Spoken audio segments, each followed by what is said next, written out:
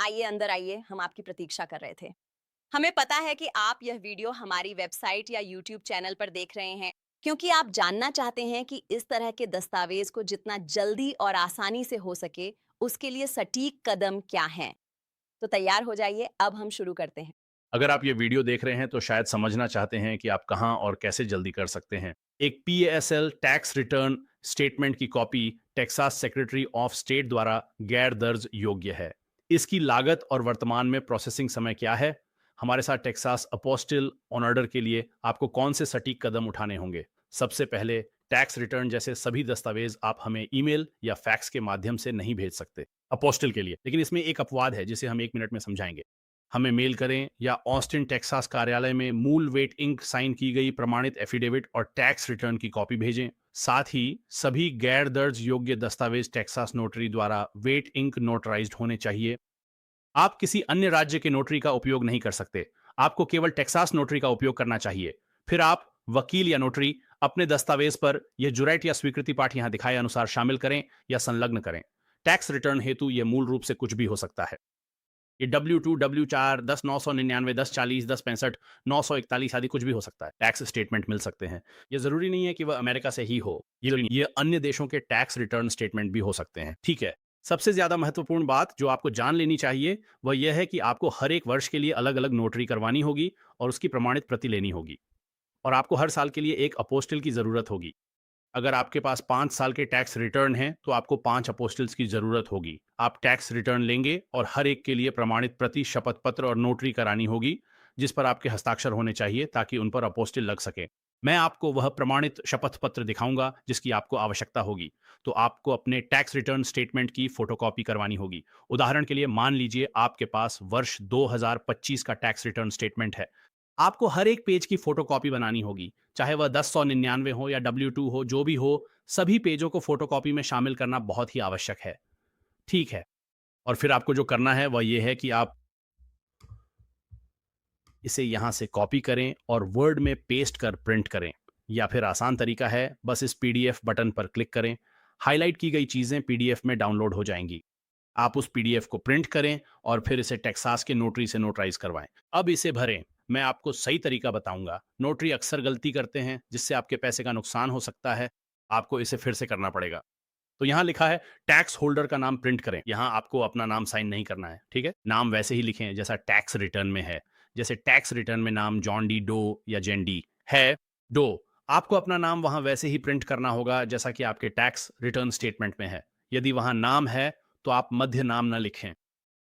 यदि आपके tax return में जेन डगलस डो या जॉन डगलस डो लिखा है, तो आपको अपना पूरा नाम ठीक उसी जगह पर लिखना होगा जहां आपका पूरा नाम हाईलाइट किया गया है। फिर से आपके टैक्स रिटर्न में जो भी नाम है, आपको बिल्कुल उसी तरह अपना नाम प्रिंट करना है और फिर टैक्स होल्डर के हस्ताक्षर के रूप में आपको अपना नाम ठीक यहाँ साइन करना है। ठीक है, यही नोटरी कई बार गलती करते हैं।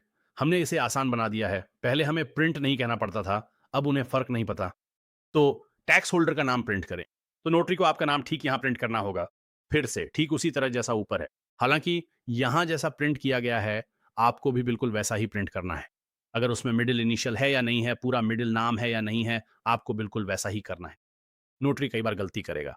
ये हमेशा होता है क्योंकि वे ध्यान नहीं देते। नोटरी यहाँ अपना नाम लिखेगा, आपका दस्तावेज अस्वीकार होगा, आपका नोटरी अपना नाम यहाँ हस्ताक्षर करेगा, आपका दस्तावेज रिजेक्ट हो जाएगा। नोटरी आपको ठीक यहाँ साइन करवाएगा, आपका दस्तावेज रिजेक्ट हो जाएगा। नोटरी आपका नाम सही तरीके से प्रिंट नहीं करेगा, वे मिडिल इनिशियल डाल देंगे जिससे आपका दस्तावेज रिजेक्ट हो जाएगा। तो बस इसकी सावधानी बरतें। ये ना समझें कि नोटरी को सब पता है। वे 99% बार चूक जाते हैं। बस इन निर्देशों का पालन करें और इन्हें अच्छे से जांच लें और फिर साइन करें।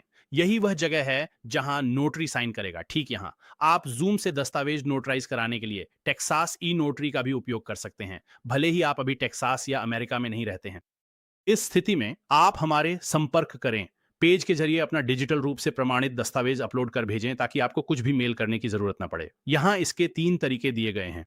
आप यहां क्लिक कर सकते हैं, आप यहां महिला पर क्लिक कर सकते हैं या आप यहां क्लिक कर सकते हैं। नीचे दिए गए बटन से हमारे Texas apostle on order form को ऑनलाइन भरकर प्रिंट करें। फिर उसे प्रीपेड फेडेक्स या यूपीएस शिपिंग लेबल के साथ हमें मेल या ड्रॉप ऑफ करें ताकि हम आपके दस्तावेज आपको या दुनिया में किसी भी व्यक्ति को वापस भेज सकें। फिर से, अगर आप टैक्स रिटर्न्स के लिए इलेक्ट्रॉनिक तरीका इस्तेमाल कर रहे हैं तो आपको हमें कुछ भी मेल या ड्रॉप ऑफ करने की जरूरत नहीं है। आपको बस हमारी संपर्क करें पेज पर 3 चीजें अपलोड करनी होंगी। पहली चीज है आपके इलेक्ट्रॉनिक रूप से नोटराइज किए गए टैक्स रिटर्न स्टेटमेंट की एक पीडीएफ। तो आपके पास डेबिट की प्रमाणित प्रति है और फिर आपके असली टैक्स रिटर्न्स की प्रतियां हैं। इन्हें एक ही पीडीएफ में रखें। यह एक प्रीपेड रिटर्न शिपिंग लेबल है जो फेडेक्स या यूपीएस से होगा। ये हमेशा पीडीएफ में ही रहता है क्योंकि फेडेक्स और यूपीएस यही देते हैं। तीसरी चीज है हमारे ऑन ऑर्डर फॉर्म पेज की पीडीएफ। जब आप ऑन ऑर्डर फॉर्म पेज पर जाएंगे तो प्रिंट करने के बजाय आप इसे कंप्यूटर पर सेव कर सकते हैं। स्लैश प्रिंटर सेटिंग्स और वहां ड्रॉप डाउन मेनू में आपको अपने प्रिंटर विकल्पों में सेव एज पीडीएफ लिखा हुआ दिखाई देगा। इस तरह ऑर्डर फॉर्म पूरा भरकर प्रिंट करने पर वह पीडीएफ के रूप में तैयार हो जाएगा। फिर उस पीडीएफ को सेव कर हमारे संपर्क करें पेज पर अपलोड करें। बस इतना ही, आपको कहीं जाने की जरूरत नहीं है। आपको हमें कुछ भी मेल करने की जरूरत नहीं है और न ही कहीं उड़ान भरने की। आप यह सब अपने घर या दुनिया में कहीं भी जहां आप रहते हैं वहीं से कर सकते हैं। अगला है दूसरा चरण जो है शिपिंग निर्देश। ये दूसरा चरण है। मैं आपको बताऊंगा कि आप दस्तावेज हमें कैसे भेजेंगे और हम दस्तावेज आपको कैसे वापस भेजेंगे। तो शिपिंग कैसे करनी है, लेबल कैसे बनाना है और आपको क्या क्या करना है, मैं ये सब बताऊंगा। यह निर्भर करता है कि आप राज्य, संघीय या दूतावास स्तर के दस्तावेज, अपोस्टिल या तीनों ले रहे हैं। यदि कोई देश हेग कन्वेंशन में नहीं है तो आपको लीगल प्रक्रिया से गुजरना पड़ता है जिसे दस्तावेज वैधीकरण या एटेस्टेशन कहते हैं।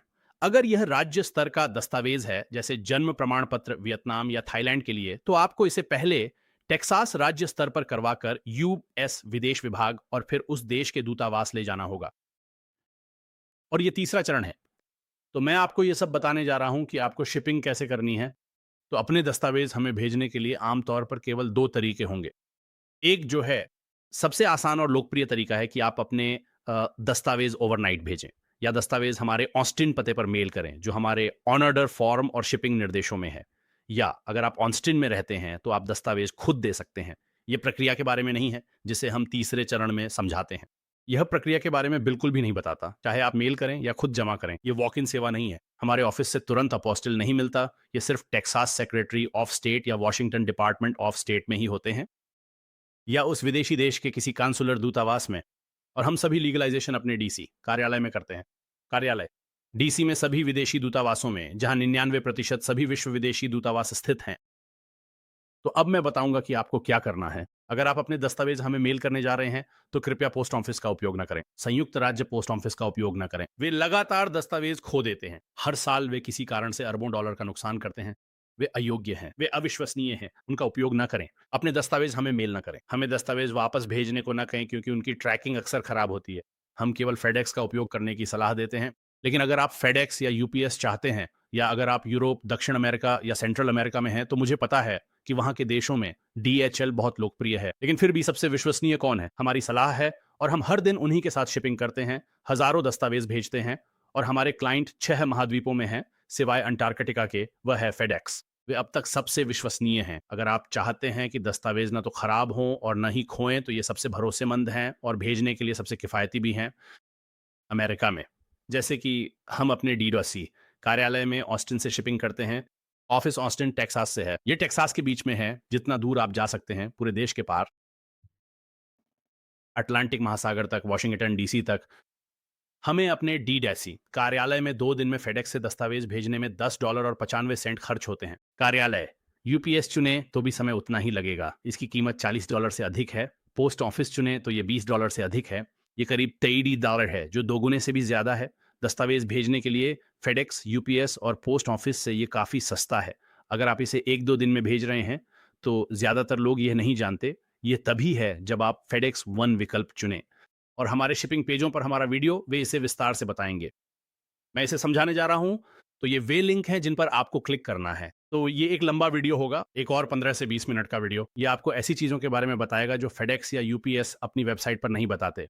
हमारे पास स्क्रीनशॉट्स और एक वीडियो है जिसमें स्क्रीनशॉट्स के माध्यम से बताया गया है कि आप fedex.com या ups.com पर कहीं से भी प्रीपेड रिटर्न शिपिंग लेबल कैसे बना सकते हैं। तो मुझे फर्क नहीं पड़ता कि आप दुनिया में कहीं भी रहते हैं, आप ऑनलाइन जाकर प्रीपेड शिपिंग लेबल बना सकते हैं और फिर आप उसे प्रिंट करके हमें भेज सकते हैं, या आप उसे डाउनलोड करके जो पीडीएफ वे आपको देते हैं उसे ईमेल भी कर सकते हैं। ये केवल एक पीडीएफ होता है। आप हमें ये नहीं दे सकते shipping labels word document, GF, JPEG या किसी भी अन्य फॉर्मेट में नहीं चलेंगे। आपको वही ओरिजिनल पीडीएफ चाहिए जो यूपीएस और फेडेक्स आपको देंगे। जब आप इसे बनाते हैं और इन लिंक पर क्लिक करते हैं तो वे आपको एक वीडियो दिखाएंगे और स्क्रीनशॉट्स के माध्यम से बताएंगे कि आपको ये कैसे करना है, चाहे आप कहीं भी हों। अगर आप अंतर्राष्ट्रीय स्तर पर काम कर रहे हैं तो आपको आमतौर पर कस्टम्स इनवॉइस की जरूरत होगी। वो रसीद जो आपको ही बनानी होती है। इन लिंक्स पर क्लिक करें। ये वाला फेडेक्स के लिए है और ये यूपीएस के लिए। हमारे पास पहले से भरा एक टेम्पलेट है जिसे बस भरना है और फिर अपना नाम और तारीख लिखें और उस पर तारीख डालें। ये आपके लिए पूरी तरह तैयार है। फिर से ये देश पर निर्भर करता है, अक्सर इसकी जरूरत नहीं होती, पर हम हमेशा एहतियात के तौर पर यह करते ही हैं।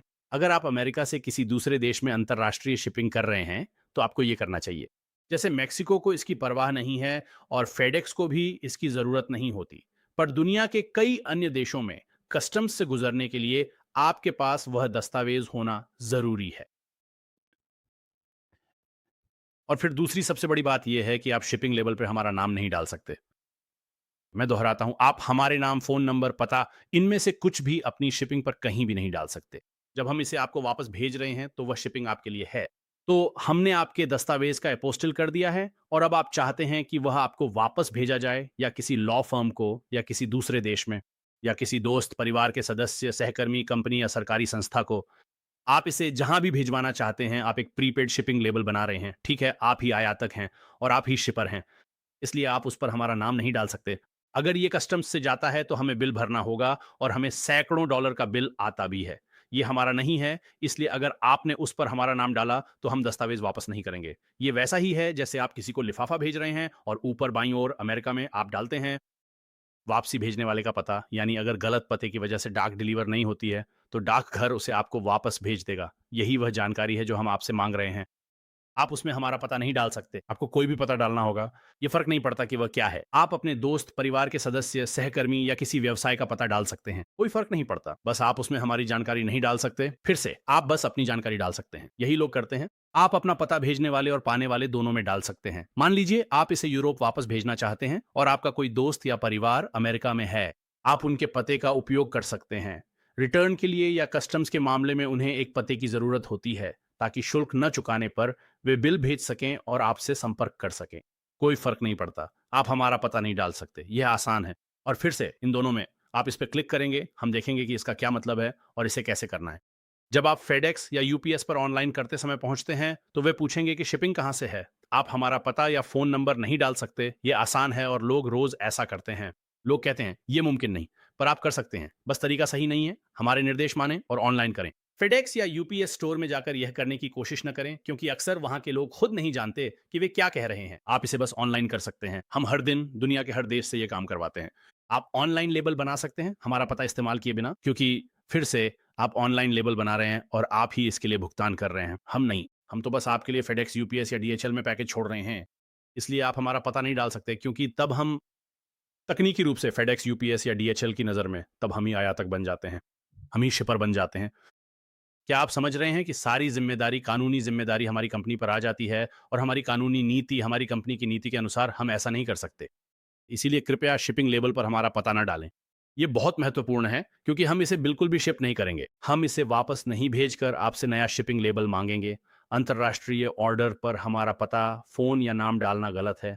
अगर ये खास तौर पर अंतर्राष्ट्रीय के लिए जा रहा है तो हम इसे वापस नहीं भेजेंगे। तो ये बहुत ज़रूरी है। समय कम होने और दस्तावेज जल्द चाहिए होने पर इससे देरी होगी। शायद आपको नया लेबल भेजने और संपर्क करने में कई दिन लग जाएं। कृपया इन निर्देशों का पालन करें और इस प्रीपेड शिपिंग लेबल पर अपना या हमारा नाम और पता न डालें। शिपिंग के बारे में बस इतना ही है। ये फिर से बहुत आसान है। अगर आप हमें दस्तावेज सौंपने आ रहे हैं तो बस हमें ही पकड़ा सकते हैं। आप दस्तावेज यहाँ छोड़ सकते हैं और हमें प्रीपेड शिपिंग लेबल दे सकते हैं, ताकि हम उन्हें वापस भेज सकें। आप उन्हें डाक से भेजने के बजाय यहाँ छोड़ें और हम उन्हें आपको वापस डाक से भेज देंगे। बहुत से लोग ऐसा भी करते हैं। तो आप ऑनलाइन जाकर अपना शिपिंग लेबल बनाएं और हमारे ऑस्टिन स्थित केंद्रों पर दस्तावेज छोड़ दें। फिर जैसा कि हम स्टेप 3 में बताएंगे, सेक्रेटरी ऑफ स्टेट इन्हें उसी दिन या अगले कुछ दिनों में जारी कर देंगे। अथवा आप इसे संघीय सरकार या दूतावास को भी भेज सकते हैं। फिर हम आपको ये वापस भेज देंगे। तो यही पूरी प्रक्रिया होती है। धन्यवाद। ये स्टेप 3 है। मैं आपको हमारे वर्तमान मूल्य निर्धारण के बारे में बताने जा रहा हूँ। और अगर आप हमें दस्तावेज जमा करने वाले हैं और हमारी प्रोसेसिंग का समय जो आज की तारीख 30 नवंबर 2025 के अनुसार है, तो अगर आप हमें दस्तावेज जमा करने वाले हैं तो आपको क्या करना होगा कि आपको हमारा ऑन ऑर्डर फॉर्म ऑनलाइन भरकर प्रिंट करना होगा, जिस पर आप यहाँ नीचे क्लिक करेंगे। यहीं पर इस पर क्लिक करने से आप हमारे ऑन ऑर्डर फॉर्म पेज पर पहुंच जाएंगे और यही फॉर्म आपको ऑनलाइन भरना है और फिर उसे प्रिंट करना है। और वहां एक और वीडियो भी है जो आपको बताएगा कि ऑन ऑर्डर फॉर्म कैसे भरना है और बाकी सारी जानकारी भी देगा। तो अगर आप हमें अपने दस्तावेज डाक से भेजने वाले हैं, जैसा कि ज़्यादातर लोग करते हैं, तो आप हमारा ऑर्डर फॉर्म प्रिंट करें और उसे अपने दस्तावेज़ों के साथ, जैसा कि हम स्टेप 2 में बताते हैं, हमें भेज दें। अगर आप अपने दस्तावेज़ हमें खुद आकर जमा करने वाले हैं, तो इससे प्रक्रिया तेज़ नहीं होती और मैं इसके बारे में आगे बताऊँगा। अगर आप हमारे ऑस्टिन ऑफिस में दस्तावेज़ जमा करने आ रहे हैं, जो कि हमारा एकमात्र स्थान है, ना ह्यूस्टन, ना डलास, सिर्फ़ ऑस्टिन ऑफिस, तो आप अपने दस्तावेज़ वहाँ जमा कर सकते हैं। अगर आप ऑस्टिन इलाके में रहते हैं, तो हमारा ऑर्डर फॉर्म प्रिंट करें और उसे अपने दस्तावेज़ों के साथ ले आएँ। अब मैं आपको हमारे कट ऑन ऑफ टाइम्स के बारे में बताता हूँ। उसी दिन की सेवा के लिए हम आपके कानूनी दस्तावेज टेक्सास सेक्रेटरी ऑफ स्टेट के पास दाखिल करेंगे, अगर वे हमें सोमवार से शुक्रवार दोपहर 12 बजे सेंट्रल स्टैंडर्ड टाइम तक मिल जाते हैं, छुट्टियों को छोड़कर। तो जब भी सेक्रेटरी ऑफ स्टेट का दफ्तर खुला हो और वे वास्तव में सिर्फ संघीय और राज्य अवकाशों से भी ज्यादा दिनों के लिए बंद रहते हैं, जैसे इस साल 4 जुलाई के लिए वे 4 जुलाई के बाद वाले सोमवार को भी बंद थे। वो कोई संघीय अवकाश नहीं था।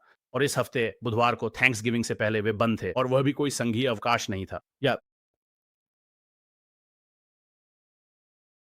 ब्लैक फ्राइडे को भी वे बंद रहते हैं, छुट्टी नहीं है, फिर बंद है। वे इस हफ्ते 3 दिन बंद हैं और क्रिसमस पर भी 3 दिन बंद रहेंगे। उन्होंने क्रिसमस ईव से पहले छुट्टी घोषित की है, जबकि क्रिसमस ईव संघीय अवकाश नहीं है। तो जब भी वे बंद होने पर हम आपके दस्तावेज जमा नहीं कर पाएंगे, तो आप टर्न अराउंड समय को लेकर जागरूक रहें। कोई भी कंपनी आपके दस्तावेज दाखिल नहीं कर सकती जब तक सेक्रेटरी ऑफ स्टेट का दफ्तर खुला ना हो। तो मैं बस इस बारे में स्पष्ट होना चाहता हूं। अगर हमें आपके दस्तावेज सोमवार से शुक्रवार दोपहर 12 बजे सेंट्रल स्टैंडर्ड टाइम तक मिल जाते हैं, तो हम उसी दिन उन्हें टेक्सास राज्य के साथ दाखिल करने की पूरी गारंटी देते हैं। फिर उनकी टर्न अराउंड समय सीमा के अनुसार वे बदलती रहती हैं। हम इसका नियंत्रण नहीं करते। कोई भी कंपनी, कोई भी व्यक्ति ये नियंत्रित नहीं कर सकता कि वे कितनी जल्दी दस्तावेज प्रोसेस करेंगे अभी के लिए, और हम इसे हर महीने बदलते हैं, जैसे कि अभी कुछ घंटों में ये दिसंबर 2025 में बदल जाएगा। तो अगर आप ये वीडियो भविष्य में 2026 या 2027 में देख रहे हैं, तो इस वीडियो में जो भी दिख रहा है उसे भूल जाइए। जो भी इस पेज पर यही लिखा है वही वर्तमान में सेक्रेटरी ऑफ स्टेट के लिए टर्न अराउंड टाइम है, और मैं इसे हमारे उदाहरणों के साथ समझाऊंगा। तो अभी के लिए नवंबर 2025 में सेक्रेटरी ऑफ स्टेट को दस्तावेजों पर अपोस्टिल जारी करने में 0 से 2 कार्य दिवस लगते हैं, और मैं समझाऊंगा कि 0 दिन का क्या मतलब है। ठीक है, तो यहाँ कुछ परिदृश्य हैं। अगर हमें आपके कागजात डाक या दोपहर 12 बजे तक ड्रॉप ऑफ के जरिए मिल जाते हैं, तो हम उन्हें उसी दिन फाइल कर देंगे। ये संभव है कि सेक्रेटरी ऑफ स्टेट उसी दिन के अंदर ही अपोस्टिल जारी कर दें। समान दिन का मतलब है कि हमें आपके दस्तावेज दोपहर या उससे पहले प्राप्त हो चुके हैं। हम उसी दिन इसे फाइल करेंगे और वे संभवतः उसी दिन इसे जारी कर सकते हैं, और हम उसी दिन आपको वापस डाक के माध्यम से भेज देंगे। यही 0 दिन है। या फिर हमारे फाइल करने के बाद उन्हें आपको जारी करने में 2 कार्य दिवस तक का समय भी लग सकता है। ठीक है फिर। तो अब मैं यहाँ हमारे उदाहरणों को समझाने जा रहा हूँ। तो परिदृश्य 1, हमें आपके दस्तावेज सोमवार को दोपहर 12 बजे या उससे पहले हमारे central standard time cut on off समय तक मिल जाते हैं, और फिर हम उसी दिन इसे फाइल कर देते हैं। सेक्रेटरी ऑफ स्टेट आपके दस्तावेजों पर उसी दिन अपोस्टिल जारी कर सकते हैं, जो कि 0 दिन है। अगले कार्य दिवस पर वे ये कर सकते हैं, जो कि 1 दिन या 2 कार्य दिवस हो सकते हैं। तो सबसे खराब स्थिति में आपको यह बुधवार को प्राप्त हो जाएगा और हम उसी दिन आपको डाक से रवाना कर देंगे। तो ये सबसे अच्छी स्थिति होगी अगर हमें आपका दस्तावेज दोपहर 12 बजे तक मिल जाता है। ठीक है। दूसरा उदाहरण ये है कि अगर हमें आपका दस्तावेज दोपहर 12 बजे के बाद मिलता है, चाहे आप इसे डाक, यूपीएस या फेडेक्स से दोपहर 2 या 3 बजे भेजें या शाम 4 या 5 बजे के बीच हमारे ऑफिस में छोड़ें। हमारे पास लोग होते हैं जो ठीक 5 बजे से पहले उसी सोमवार को दस्तावेज छोड़ जाते हैं। हम इसे अगले दिन फाइल करेंगे, यानी हम केवल अगले दिन ही इसे फाइल कर सकते हैं। हम इसे अगले कार्य दिवस में फाइल करेंगे और फिर वे उसी दिन इसे जारी भी कर सकते हैं। ये 0 दिन है। वे इसे अगले कार्य दिवस 1 या 2 दिनों में जारी कर सकते हैं। तो ज्यादा से ज्यादा हम इसे गुरुवार को लेकर आपको वापस भेज सकते हैं। फिर से अगर हमें आपका डॉक्यूमेंट सोमवार को मिलता है, चाहे कभी भी मिले, तो यह बुधवार या गुरुवार तक होगा। तो फिर से सबसे खराब स्थिति में, जब तक कोई ज़ॉम्बी प्रलय, ओआरसी विद्रोह या एलियन आक्रमण न हो, अगर आप इसे सोमवार को करते हैं, तो ये गुरुवार को आपको वापस भेज दिया जाएगा। सबसे खराब और सबसे अच्छी स्थिति में ये सोमवार को भी आपको वापस भेजा जा सकता है। तो बस इसे एक बार फिर से समझ लेते हैं। और मैं इस बात पे जितना ज़ोर दूँ उतना कम है। अगर आप हमारे मुख्य कार्यालय ऑस्टिन आकर दस्तावेज़ जमा करते हैं, तो यह डाक से भेजने के बजाय प्रक्रिया को तेज़ नहीं करता। चाहे दस्तावेज़ ड्रॉप ऑफ से मिलें या डाक से, दोपहर से पहले या बाद में टर्न अराउंड टाइम वही रहेगा। बहुत से लोग वेबसाइट नहीं पढ़ते, हमसे संपर्क नहीं करते और सोचते हैं कि काम उसी दिन हो जाएगा, और ऐसा नहीं है। मुमकिन नहीं, ये सेक्रेटरी ऑफ स्टेट पर है, ये उनके ऊपर है। वे तय करेंगे कि वे इसे उसी दिन जारी करेंगे, अगले दिन या 2 दिन बाद। तो कृपया, जब तक आप ऑस्टिन क्षेत्र में नहीं रहते, ये प्रक्रिया को तेज नहीं करता है। बस अपने दस्तावेज हमें ओवरनाइट भेज दें, जो स्टेप 2 में बताया गया है। ये कीमतें आज की हैं और साल 2026, 27 या 28 में वीडियो देखते समय बदल सकती हैं। वीडियो में कही गई बातों के बजाय यहाँ लिखी जानकारी ही देखें। जो कुछ भी यहाँ लिखा है, ठीक यहीं उसी को देखें। इस समय यहाँ जो भी लिखा है वही वर्तमान कीमत है। तो पहले दस्तावेज के लिए, अगर आपको एक दस्तावेज को सेक्रेटरी ऑफ स्टेट से अपोस्टिल करवाना है, तो इसकी कीमत $95 है और इसमें ही सभी फाइलिंग शुल्क शामिल हैं। तो आपको हमें कोई चेक या मनी ऑर्डर या कैशियर का चेक नहीं भेजना है। आपको राज्य फाइलिंग शुल्क के लिए हमें पैसे नहीं भेजने हैं और आपको कागजी कार्रवाई भी नहीं करनी है। आपको हमें राज्य का फॉर्म नहीं भेजना है। हमारे पास अपने फॉर्म हैं और हम फाइलिंग शुल्क का भुगतान करते हैं। तो ये सिर्फ $95 है, बस इतना ही। इस पर कोई टैक्स नहीं है, ये सिर्फ $95 फिक्स है। बस आपको इतना ही देना है। दस्तावेज ज्यादा होने पर छूट मिलती है। ये रहा आपके लिए एक आसान चार्ट। एक दस्तावेज के $95 और 2 अपोस्टिल के लिए अलग, और ये एक ही समय पर है। ये एक 170 है, 3 के लिए 245, इसी तरह आगे बढ़ता है। तो ये मौजूदा कीमतें हैं, हमारे पास बस यही है। और फिर कोई भी अतिरिक्त दस्तावेज $75 प्रति दस्तावेज है। ऑर्डर के लिए तैयार होने पर इस बटन को दबाएं, ये आपको सीधे टेक्सास अपोस्टिल ऑर्डर फॉर्म पर ले जाएगा। और ये केवल टेक्सास के लिए है। संघीय या कॉरपोरेट मूल्य निर्धारण के लिए टेक्सास कॉरपोरेट दस्तावेजों के अपोस्टिल या दूतावास शुल्क का कॉरपोरेट मूल्य, ये विशेष रूप से टेक्सास सेक्रेटरी ऑफ स्टेट तथा टेक्सास के सरकारी दस्तावेजों के लिए है। ऐसे दस्तावेज जो टेक्सास नोटरी द्वारा प्रमाणित हों या किसी संस्था, शहर, काउंटी या फिर राज्य सरकार द्वारा जारी हों, जैसे टेक्सास जन्म प्रमाण पत्र और मृत्यु प्रमाण पत्र, विवाह लाइसेंस, तलाक डिक्री, आपराधिक रिकॉर्ड, चेक और ड्राइवर लाइसेंस। प्रभावशाली वकीलों, इस तरह की चीजों के बारे में। तो ये तीसरा चरण है। धन्यवाद।